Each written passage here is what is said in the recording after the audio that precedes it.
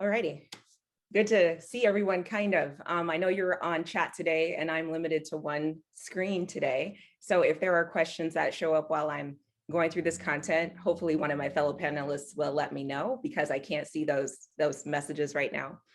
But I'm here to talk today about finding your place when you don't know what you fit, as you heard. And my story is pretty interesting as far as how I got to where I am today. I'm excited to talk to you about it, and let's just get into it. So to start, I do believe that fitting in is overrated. I realized that when I came up with this topic that I didn't want to mislead people to think that I think that fitting in is the goal, because it isn't. It really is just about finding your place and finding a way to get to where you're going that is meaningful to you, authentic, and that is the point of this conversation. So just wanted to throw that out there to start. A quick snapshot of my career follows. So I've done a lot of different things. Some people know me as, or think of me, I should say, as a tech community builder, but I've done so many things outside of tech. And I think a lot of it has helped me to become the professional I am today. So I have a strong focus and long career in customer service. So I waited tables, I've sold cars. I think the most interesting job I've ever had was working on a help desk, because you get to work with everyone from the front level associate who just started the day before and who's having trouble onboarding, to the CEO who's having trouble with his BlackBerry. At the time when I was doing this, people were still using BlackBerries pretty predominantly. So learned a lot and also figured out for myself where my strengths and opportunities lie. And I'll talk about that in a bit here too. While in that tech track, I also served as a business analyst and a project manager and landed my most interesting job. So help desk most fulfilling from the customer service angle. Okay, so where I left off is I was talking about bullying in elementary school, I believe. And my mom did let me know that she's on the call with us. So mom, will chat later about this. But if you're not aware, I was looking up some stats on bullying and the types of bullying people experience. And it could go from anything from the emotional or verbal type of abuse or insults, if you will, to being pushed, shoved, all of the things that you might see on your after school special type shows.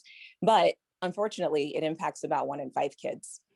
And on top of that, the impacts of that can be long lasting beyond elementary school, middle school. They can carry into adulthood. And I can say, as a person who's gone through it, that it absolutely has impacted me and has left me in some cases feeling a tremendous amount of self-doubt, lack of confidence in what I could do in my skill sets, all sorts of things. But I'm really grateful that I've had people in my life like my mom and many others who continue to be supporting me, to continue to support me as I developed into a young adult. And so when I would come home and not necessarily home, I didn't talk to my mom about this a lot, but with peers and guidance counselors, things like that, about what was happening, I was often reminded that I have to believe in myself. I have a lot of potential, those sorts of things. So it is important that you remember that your words do matter. So whether you're speaking to your children, if you happen to be a young person and you have people in your life that you are very close to, just remember that your words do actually matter. They can make a difference for somebody.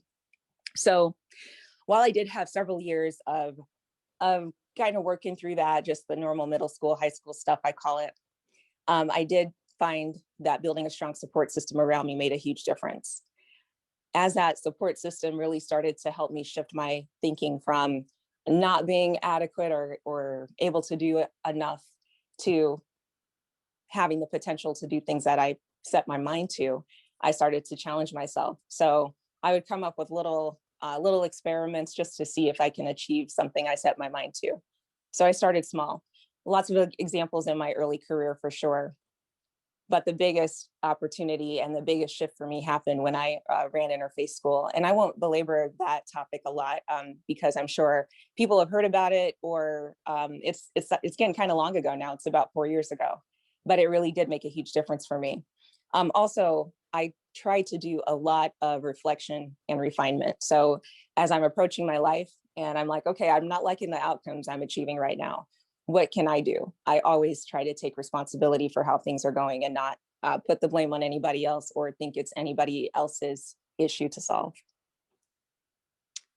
So as I move forward, I also know, as I've had some successes, those successes have come with failures. They've also come with me not showing up in the way that I want to all the time. So when I think about bullying type of behavior, and it comes in many different forms, I can recall times in my later career, especially when I was a new leader, when I would demonstrate some of those same qualities and in my responses or interactions with others. And I look back on those times now and understand that I was a young and immature leader. But when I recognize my peers behaving in similar ways, or people maybe not feeling as confident or in their potential or what they can do, I often reflect on those times and bring those messages back to people in my network, because it is so critical that we support each other, for sure. And you might be asking yourself, how does this all tie to not knowing what to do when you don't fit in? It 100% does. I believe that all of the things that I've been able to achieve have been because of the people that are in my network. So yes, I bring my own skill sets and authenticity and value to a situation, but none of us gets anything done alone. And so that's why this piece of my story is so critical to me. And I also had to spend a lot of time discovering what I'm about versus what others think about me. And I think many of us can relate to the thought that, especially growing up, that we are absolutely influenced by others' perception of us. But then as you become, get older, more mature, it's funny to think back and say, wow, I was letting little kids tell me what to think about myself, or people who were as immature as I was, or in that age group, et cetera. And so as I'm continuing to discover what I'm about, I'm realizing that, as I mentioned before, keeping that strong support system around was and continues to be critical for me. Always challenging myself, as I mentioned before, and continuing to develop and build this level of fearlessness, not recklessness, but fearlessness in the types of opportunities I'll take on.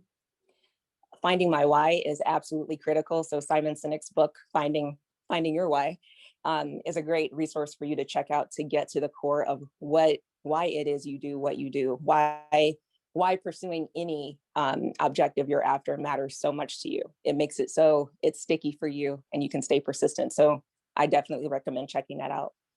And again, just that recurring reflection and refinement, and always wanting to be better and do more for others.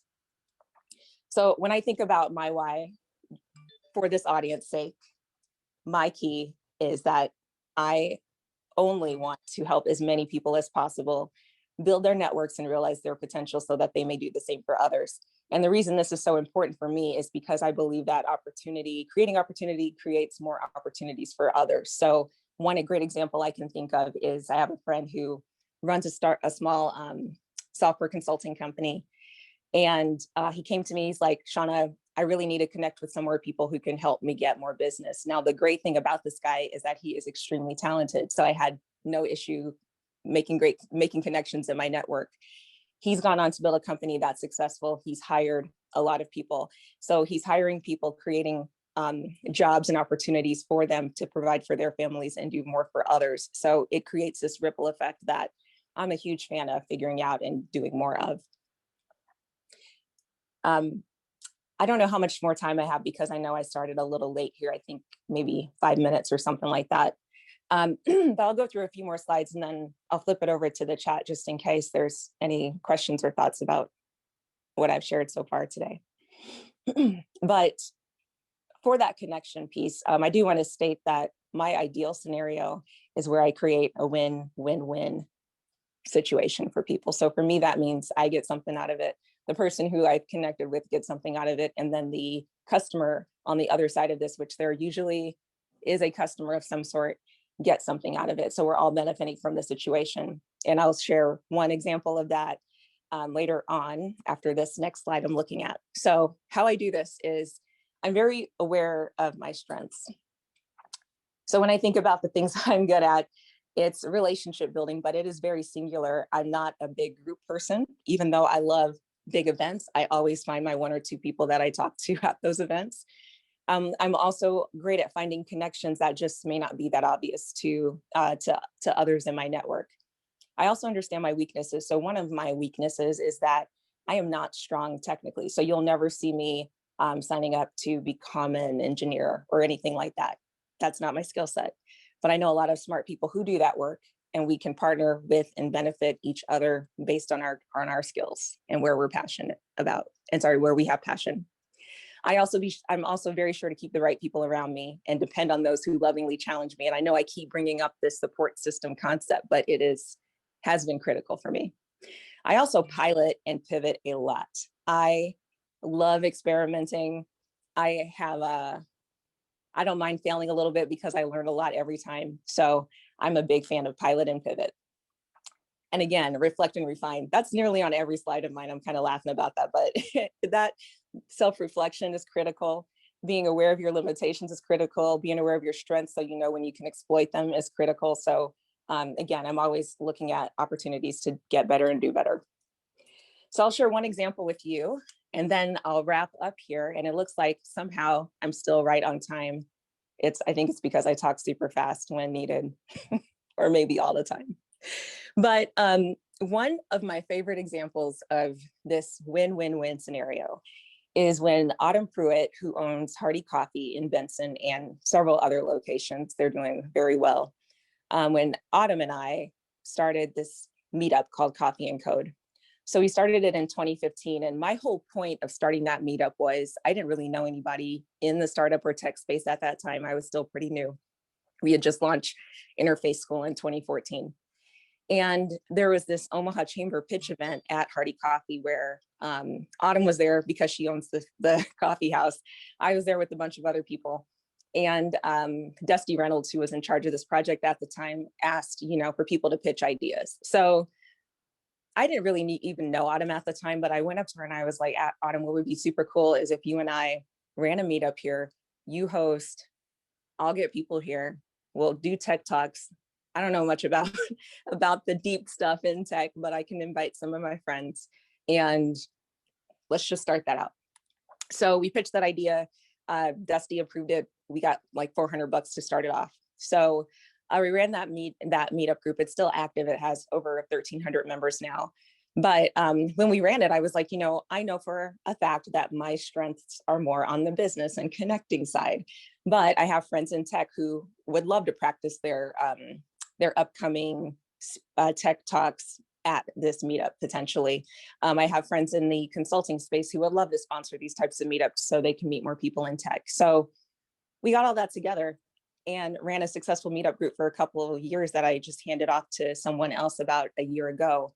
But the great thing about it is it was bringing community together, bringing people from the community together, people from all sides, because they know when they come and hear me speak, it is not going to be super technical. I try to bring the fun and humor, but to get people together.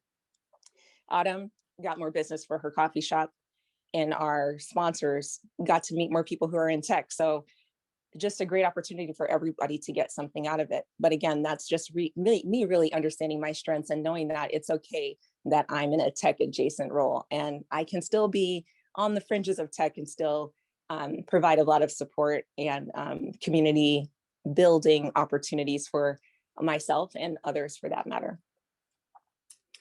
So that's about it for this deck. I have a couple more slides that are just more about how the launch and acquisition went from Interface, and then how I transitioned into the AIM Institute, and then finally landed at Mutual of Omaha, which I love. I've been there for about 3 years now.